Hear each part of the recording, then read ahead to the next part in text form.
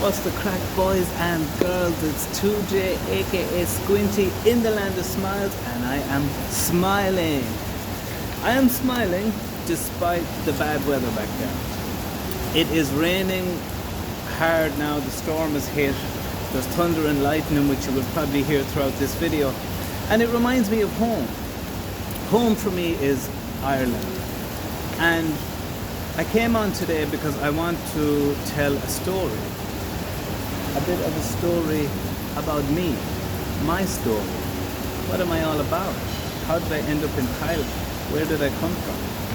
So I'm gonna try and hit many points in this story because I have had a colourful life. I'm a colourful character, more colourful after last night's hair dye event.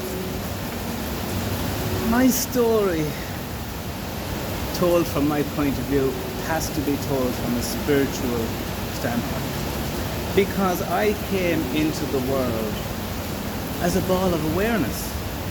My first memory was getting washed in the sink of a mobile home that we lived in. I was only a baby, getting washed in the sink. That was my first moment of awareness, getting washed by my loving mother in the sink.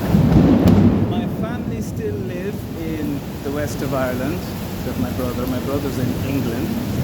And I'll tell you how I came up and what I got into over the course of a few parts of this. So, yeah, a ball of awareness. And I was very content as a ball of awareness, just watching everything.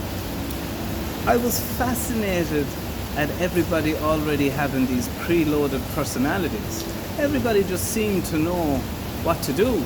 They were very confident in these personalities. They clicked, they got on instantly when they met. I was very fascinated by everything that was going on around me. I didn't have any of that. I was kind of interested in it. I wasn't feeling left out or anything like that at first. I was interested that people were so ingrained in their ways. I literally didn't have any drive inside me to be anything like that. In fact, a lot of times when we were young, my cousins, my brother, my sister, other family members, when we would be playing something and there would be huge decisions that would have to be made, and when it came time for my input, I really didn't have an input. I genuinely didn't.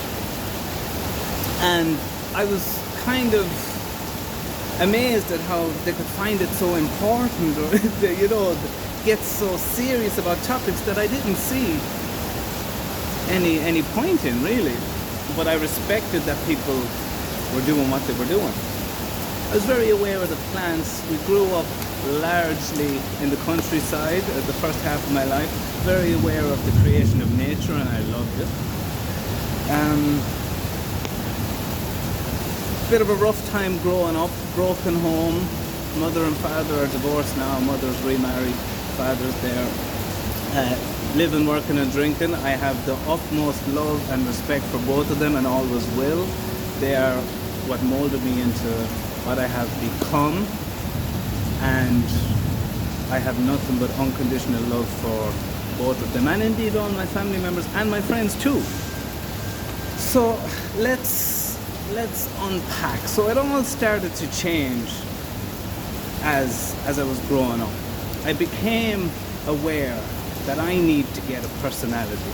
I need to be able to maneuver this world of personalities, but I genuinely didn't have one. I was aware. I was being told what to do by my parents. I would do it, and sometimes I wouldn't do it, because to me they were just people who I loved, but with personalities as well, and I'd see contradictions everywhere with everybody.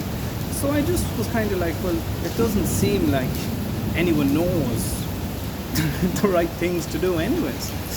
So, but it did come to a time where I had to choose one. And I quickly discovered in school I had a very quick wit and very creative and very funny. So I played on that, I dived into that, getting my reactions, that's what I had going for me. and writing. I loved writing, which would later develop into my music and later develop into all sorts of projects, books, TV series and all that that are completed and in progress. But I had a teacher, Mr. Keneally was his name, in the second class.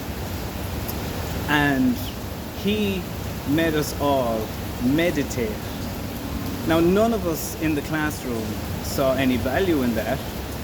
We just looked at it as he would count us down, red 7, blue, yellow, down the golden steps and into the golden land of meditation. But he would just go outside and smoke cigarettes, and we would throw stuff around the classroom as soon as he was gone.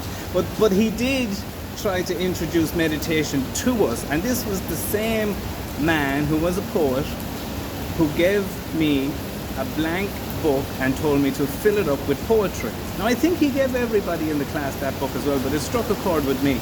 And I remember saying to him, what will I write? And he said, write the truth. And I was like, well, I can't write the truth, because at the time it was the broken home at home was drink fueled, and it wasn't very nice at the time, and I didn't want to write any of that, to be honest. So I had this fascination with the truth throughout all my life, and I just wanted to get to what the truth was and is, which I am firmly centered in now, which I can elaborate and will elaborate more on that. So basically, picking this class clown identity didn't serve me too well in life, because the class clown is the class clown. Although I was a hard worker, the jack the lad draws attention, gets in trouble. Drinking and drugging was inevitably going to happen to me. The addiction ran right through predominantly my father's side of the family, but I see it on both sides, but predominantly my father's side. And, it was inevitable. Ever since I was young, I was having dreams of the devil chasing me and another cousin of mine around a car.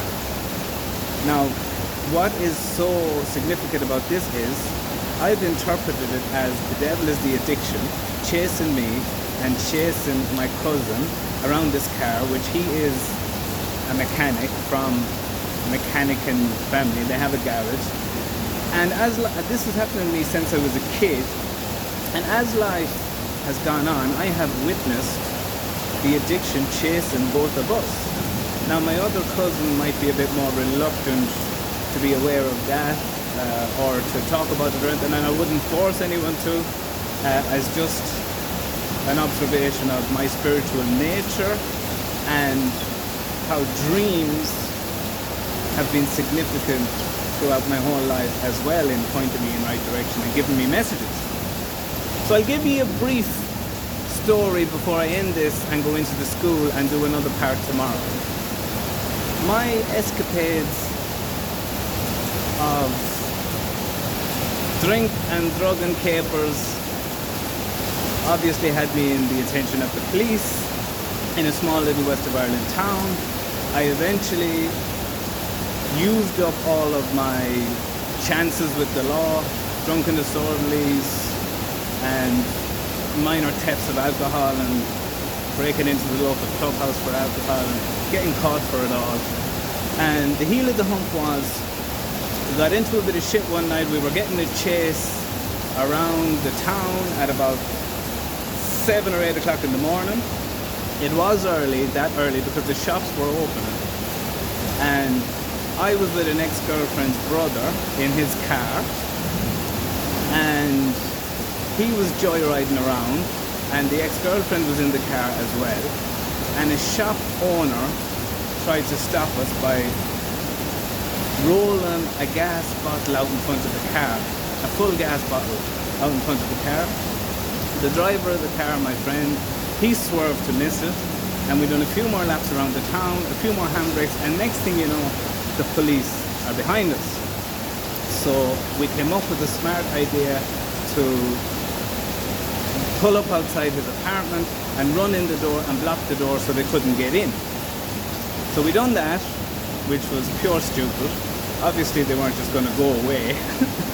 And eventually, they burst in, and we had these standoffs with the police. They apprehended your man, the first fella. He was lying face first in the stairwell of his apartment. The police were kind of bringing him up and dragging him down, and they brought him out first. I was kind of in a standoff position with the guards, like not letting them too close, on a stairs. And my ex at the time was shouting kind of, come on James, just go out, don't make it worse than it is, it's over kind of thing. But I just didn't trust them. So I kind of backed down the stairs and made my way safely, keeping the police who were coming down towards me at bay. And I backed out onto the street, and I looked to my left, and that's where I saw two guards had the fella they just took out, the fella who was driving the car, her brother, face first on the ground, and they were hitting him into the side. And I thought to myself, she is going to go crazy when she sees this. Because she was still in the apartment, coming down behind the police, trying to make sure that they wouldn't do anything bad. Like everything, tempers were high, and I was, like that with them. And she was like, come on, it's okay, da, da, da. But I thought to myself, when she sees this, she is going to go mental. And surely enough, when she came out and she saw the two guards hitting her brother on the ground, she ran over and she put her hand on his back. She said, what are you doing? And I'm not joking with you. A full-grown man guard. He was down, bent over like this. He stood up, he turned around, and he clocked her into the jaw like that.